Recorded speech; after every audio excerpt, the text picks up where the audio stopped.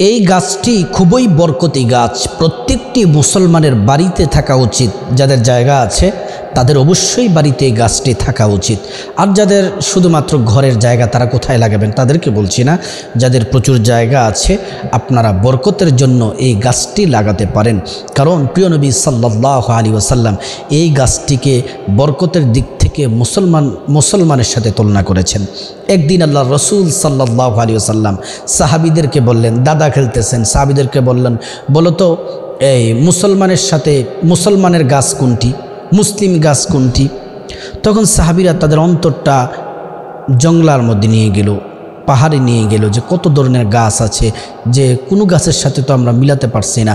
তখন সাহাবায়ে কেরাম রিদওয়ানুল্লাহি আলাইহিম আজমাইন বললেন, ইয়া রাসূলুল্লাহ আপনি বলে দিন। আল্লাহ রাসূল বললেন, তোমাদের মন জঙ্গলে নিলে কি হবে, পাহাড়ে নিলে কি হবে? সে গাছ তো তোমাদের ঘরের আঙ্গিনায় রাস্তার পাশে থাকে, সেটি হলো খেজুর গাছ। সুবহানাল্লাহি ওয়া বিহামদিহি। খেজুর গাছকে আল্লাহ রাসূল মুসলমান বলেছেন, মুসলমানের সাথে বরকতের দিক থেকে তুলনা করেছেন। আল্লাহর হাবিব সাল্লাল্লাহু আলাইহি ওয়াসাল্লাম খেজুর খুব ভালোবাসতেন। মক্কার মানুষের সবচেয়ে পছন্দের খাবার হচ্ছে খেজুর।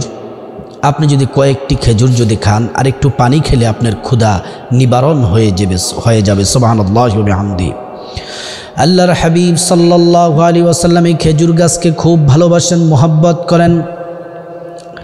নবীজির প্রিয় সাহাবী হযরতে সালমান ফারসি রাদিয়াল্লাহু আনহু, তিনি যখন মুসলমান হবেন ইহুদির বাগানে তিনি কাজ করতেছেন। আল্লাহর হাবিব সাল্লাল্লাহু আলাইহি ওয়াসাল্লামের সন্ধান পেলেন। সন্ধান পাওয়ার পরে ইহুদি মালিককে বললেন, আমাকে আজাদ করে দেন, আর কত টাকা লাগবে আপনি বলেন, ব্যবস্থা করে দেওয়া হবে।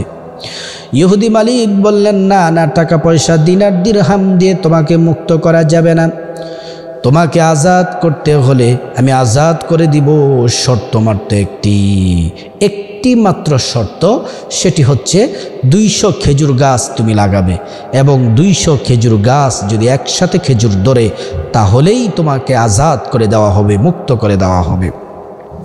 আমরা তো অনেকে আম গাছ লাগাই, জাম লাগাই, আবার অনেকে আপনারা সবজি চাষ করেন, বেগুন লাগান, তারপর লাউ গাছ লাগান, অনেক গাছ আছে। আপনি যদি 20টা যদি লাগান এর মধ্যে অনেকগুলা কিন্তু মরে যায়, পোকায় খেয়ে ফেলে, তাই না? কিন্তু কি শর্ত দিয়েছে, কঠিন শর্ত, যে 200 খেজুর গাছ লাগাতে হবে, এই 200 খেজুর গাছের মধ্যেই খেজুর ধরতে হবে।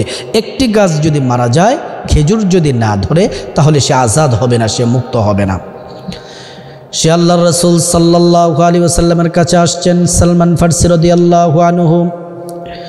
আয়েশা বললেন, ইয়া রাসূলুল্লাহ, ইয়া হাবিবাল্লাহ, ওগো মায়ান নবীজি, দয়ান নবীজি, আমি ইহুদি মালিকের সাথে কথা বললাম, তিনি আমাকে আজাদ করে দিবেন, কিন্তু একটি শর্ত দিয়েছেন, 200 খেজুর গাছ আমি লাগাতে হবে। এই 200 খেজুর গাছ লাগানোর পরে একসাথে 200 খেজুর গাছে খেজুর ধরতে হবে। একটাও যদি মারা যায় আর যদি খেজুর না ধরে, তাহলে আমাকে আজাদ করবেন না, মুক্তি দিবেন না। আল্লাহর রাসূল বললেন, রহমতের নবী, মায়ার নবী, বরকতের নবী বললেন, সালমান টেনশন করো না, চলো।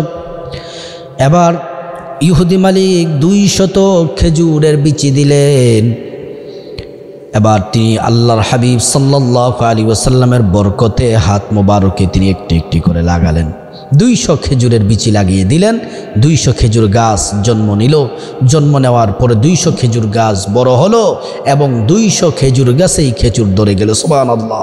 একটা খেজুর গাছও মরে নাই, একটা খেজুর গাছের মধ্যেও খেজুর ধরা বাকি নেই। কেমন রহমতের নবী, হাতের মধ্যে কেমন বরকত ছিল। সুবহানাল্লাহি ওয়া বিহামদিহি। আল্লাহর হাবিব সাল্লাল্লাহু আলাইহি ওয়াসাল্লাম তিনি আল্লাহ তাআলার সব থেকে প্রিয় বান্দা এবং রাসূল।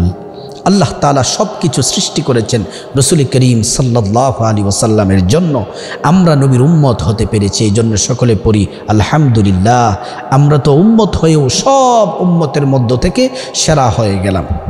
এজন্য প্রিয় দিনী ভাই ও বোন, আপনার বাড়িতে যদি খেজুর গাছ থাকে তাহলে আপনার কপাল খুলে যাবে, আল্লাহর পক্ষ থেকে রহমত থাকবে, বরকত নাজিল হবে।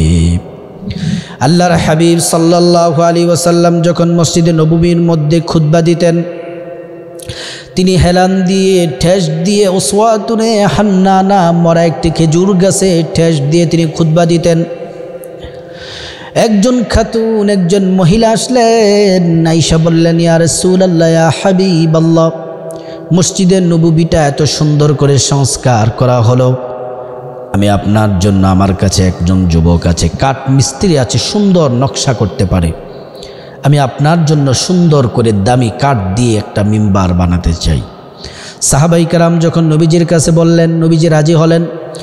ওই মহিলা মিস্ত্রি দিয়ে জঙ্গলের সবচেয়ে দামি কাঠ দিয়ে সুন্দর করে মেহরাব বানালেন, মিম্বার বানালেন। মিম্বার বানানোর পরে যখন মসজিদে নববীর মধ্যে মিম্বার প্রবেশ করানো হলো, ঢুকানো হলো, রাখা হলো, আল্লাহর রাসূল যখন ওই দিন মসজিদে নববীর মধ্যে প্রবেশ করলেন, সাথে সাথে উটের হেনানির মতো, বাচ্চাদের কান্নার মতো কান্না শুরু করে দিলেন। উসওয়াতুনে হান্নানা, খেজুর গাছ বাচ্চার মতো কান্না শুরু করলেন। আরেক রাওয়ায়াতে আসছে আল্লাহর রাসূল মিম্বারে বসবেন, এমন সময় কান্না শুরু করে দিলেন। আল্লাহ রাসূল বললেন, কি রে খেজুর গাছ, কান্না করো কেন? এই কথা বলতে দেরি খেজুর গাছ আরও চিৎকার করে কান্না শুরু করে দিলেন। আল্লাহ রাসূল বললেন, আমি তোমার জন্য বরকতের দোয়া করব, তুমি তো এখন মরা, আমার দোয়ার সাথে সাথে তুমি জিন্দা হয়ে যাবে, আর কিয়ামত পর্যন্ত তুমি জীবিত থাকবে, তোমার থেকে মানুষ খেজুর খাবে। রাসূল বললেন, খেজুর গাছ বললেন, না, আমি আপনার সাথে থাকতে চাই। কি চাও? জান্নাতে যদি আমি তোমাকে, আল্লাহ তাআলা জান্নাতেও তোমাকে জায়গা করে দিবেন আল্লাহ, এই দোয়া করলে হবে। তখন খেজুর গাছ কান্না থামালেন। প্রিয় দিনী ভাই ও বোন, এই খেজুর গাছ হচ্ছে অত্যন্ত বরকতের গাছ, যেটাকে রাসূল হাদিসের মধ্যে মুসলমানের সাথে তুলনা করেছেন।